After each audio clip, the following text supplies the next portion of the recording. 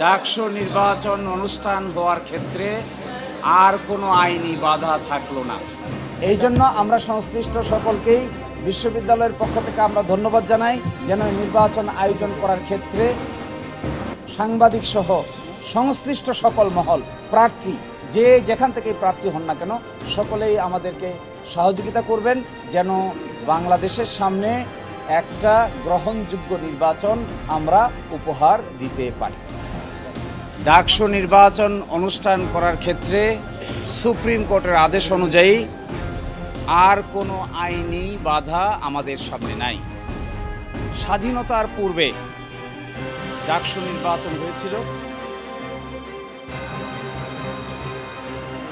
1924-25 সাল থেকে 71 সাল পর্যন্ত ডাকসু নির্বাচন হয়েছে 37 বার।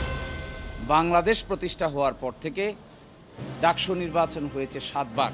এখানে কেন্দ্রীয় সংসদে 471 জন প্রার্থী অংশগ্রহণ করেছেন।